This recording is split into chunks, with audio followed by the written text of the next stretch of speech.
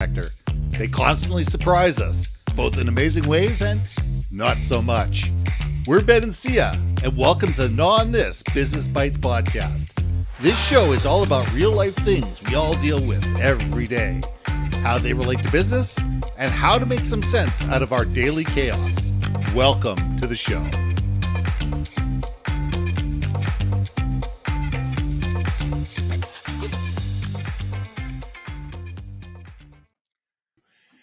And welcome back to another episode of Gnaw on This Business Bytes. I'm Ben. This is Syya. And this week I've got something interesting for you. I've got a buddy of mine by the name of Paul Howery. Now, Paul talks over and over and over and over again about belonging to a tribe, belonging within a company, belonging to an organization, a community. And I'm with him 100%. If we don't belong, how do we build culture? How do we create a situation where we can have a strong, robust, meaningful culture within an organization if people feel that they don't belong? If you walk in the door and all of a sudden you feel like an outsider, if you feel like, why did people hire me in the first place? What am I doing here? What's my job? What's my raison d'etre? What's my reason for being? And you sit there and go, should I really be here? Or should I be dusting off my resume and looking for something else in 90 days? Because I just don't feel like I belong in this situation. How many of us have felt that way? How many of us have onboarded, and the onboarding was, here's a set of business cards, here's your desk, we'll see you in 3 months and see whether we're going to fire you or not. Most companies are not that bad. But not a lot of companies take the time to make sure that people belong to the organization, to fit them into the culture, to make them feel that what they do matters from day one, and make sure that those are long-term viable employees that are excited about what they do day in and day out. So, Syya, let's gnaw on this. What's that song? We Belong Together, You and Me, or something like that. I don't know, it was like a 70s. Yeah. You and Me. Well, there's also the Coca-Cola. There's the Coca-Cola one. Wait, no. I wanted to buy the world of Coke. Perfect company. I'd like you got to it. buy the world of Coca-Cola. Please sponsor Gnaw on This. There we go. Okay, yeah, this is another, I'm not a jingle writer, although I think I'm a genius jingle writer, right? Like, come on. But of course. Brought it in. No. Come on, Ben, think about this. Who wants to go to a party, show up there, and be ignored? Or who wants to go to a party and talk to people and everyone's just like looks right past them? Or they give them that look of like, oh, what are you doing here? Let's not be high school all over again, right? And that's the funnier part. Mm-hmm. I know. Yes, I'd like to think us adults have higher EQ over time, that we're mature enough not to be in our cliques, not to have a tribal mentality. But we know how much BS that is, right? That's way too altruistic. Look at the state of politics. Everyone's a camp on their camp. Everyone's got their tribe and team that they root for. So yeah, it sucks. I don't think you could have a community, a successful one, where you don't embrace, quote, the outliers. Sure, there's going to be inner circle of everything in life. You're just going to vibe more with certain individuals. But it doesn't mean it's at the exclusivity of everybody else, right? And a good company knows how to develop a culture that is embracing, all-encompassing, and it doesn't have to be cliquey. And it doesn't have to be a cult. No, it's true. I mean, how many of these companies have these bowling leagues, and you got half a dozen people that just hate bowling, and they feel that they have to show up, because if they don't show up, no one's going to like them. No one's going to talk to them at coffee. They're going to feel like outsiders. They're not going to be the ones who are going to get the choice positions, whatever, because the senior vice president is a bowling nut or a golf nut or whatever type of nut. And, you feel like, oh my God, either I, do something that I absolutely hate and spend the time doing things that I'd rather not do, or it's political suicide within the company. We need to sit there and realize that not every single person aspires to do the same thing, and that has to be Oh my okay. God, you just reminded me, and it was actually a fellow podcaster. I don't want to get him in trouble, but I will say he's out of El Paso. Mad props to you. But yeah, he literally had posted, cool guy, nice guy, really chill guy, laid back. But there was a Yeah. company outing that was decided on by two people in a group, and they decided everyone's going to go bocce ball. I guess I think it was, or no, not bocce ball, Whatever. not bocce Yeah. ball. It was one of those like you climb ropes and you walk around ropes. Oh, okay. So the ropes Yeah. course type Yeah, things. yeah, You right. got it. Yeah. Well, that's Yeah. fine. And like most people were like, okay, fine. But I think he and another person had just suffered like an accident. So ain't no way their body is climbing up these ropes and whatnot. And zip lining was part of the mix as well. And that one person had a fear of heights. So it was just a very interesting. I mean, I was watching it like, I mean, it was literally played out on social media on Facebook. He was like doing real time updates of like, oh, and here's the latest saga of like how the BS we're working through it. Well, he's like, he actually asked the opinion. He's like, should I go to HR? Is this an issue? Like, can we opt out of it? And apparently the management was like, no, this is something that's a group. You must do it. It's a group event. It's a team building exercise. And it's a like, team building you want exercise. me to break my back again? Like, come on, people. And then they're like, well, can you go to the doctors and get a note? And he's like, are you effing kidding me? At what point do you have to have a doctor's note to get out of a fun team building activity? And he wasn't trying to undermine the people, but you could tell there was like a groundswell of everyone going like, F this, we don't want to do this. Like, so they were gently nice. They're trying to communicate with them saying, hey guys, maybe it's not for everybody. Could we look at other options? And then the feedback was, oh, you're not a team player, versus, oh, let's ask why you don't want to participate in this. What is it about the activity you don't like? How can we help you? How about, are you okay? Like, Yeah. So yeah, that was. Well, it's also the fact that two people within the company thought this was going to be a blast and just assumed everybody else would be great with it. Instead of sitting there going, you know what, we're going to go to this thing and we're going to have three options. And say, you know what, we're going to have three options. You may still have an outlier, but if you have three options within a team building exercise, some people will take the river rapid trip and some people will take the bocce tournament. And, and that's okay.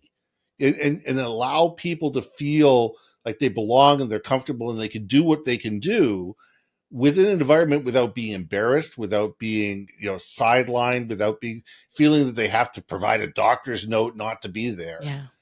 And I think that it's just really silly that we put people into these positions and assume that everybody loves what we love. Everybody wants to do what we want to do. So, if I may make a comment, I know you may. I'm the kind of person that would have been those two individuals saying, ziplining is fun. Let's go, everyone. So I know I'd be one of those types of people not really considering all options, right? I just know what's fun for me. And I think it's okay to be that person too. It's okay to be the rah-rah, right? But we do have to slow down a little bit. We do have to take into consideration that, okay, maybe someone has that fear of heights. Ziplining probably is going to give them some, and then maybe trigger if they have like, some kind of real issue with it. So I guess, let me ask you this. Have you experienced like an example, very specific example where you're just like, theoretically great idea, you guys, execution with a shit show? I unfortunately have more, examples of this than I care to imagine, but, you got to a point where, I used to belong to a company where we had a golf tournament every year. It was staff and it was, suppliers. And certain people took this way too seriously. And certain people, this is the only time a year that they play golf. And the people that were taking this seriously were going, well, I don't want so-and-so on my team. Well, I don't want to be, and you get that the whole time. And, so I used to go with the teams of the people that were never serious because I'm sitting there going, okay, fine, whatever. If we come in last, we'll get the booby prize. It's awesome. But you sit there and you got to make it fun for the people and putting them on a 7,000 yard course when they hit a ball once a year doesn't make a lot of sense. Maybe you want to pick a short little course. It's a par 3 or something like that, where they can at least sit there and say, okay, it's not going to take them 15 strokes to get down a par 5 course, or just say, hey, listen, you hit it 3 times, pick it up. Don't worry about it. Or Ben, you're going to carry this team, and Ben, you can hit 21 shots if you want to. We don't really care, to be able to get everybody down the fairway. You got to find a way to make it fun for everybody. And there are people within our company, and my partner was one of them, who was just way too competitive and used to, stack the teams to make sure his team won every year. I mean, look, okay, there's team building and I guess it depends on the purposes, right? Yes, when you add an element of competition, it just, there's more skin in the game, right? But yeah, the fun part has to happen. I remember when I was at, and you got to make it fair. Like, you can't just have, scratch handicap golfers and 42 handicap golfers playing in the same tournament and call it fair. No, I mean, we were, Even if you handicap. 100%. Like, I was at a president's club. We were in Hawaii, and there was a group activities for all of us, right? Again, this is a company trip, right? So, yay, celebrate you. And all of us were all like, yay for us. We earned our keep. Why are we still together? Like, what? Haven't we team builded enough? Like, just thank you for getting us to Hawaii. Now, Hawaii, like, get out. Like, let's go. But I understood. No, there's 17 team building exercises that have to happen. Oh my God.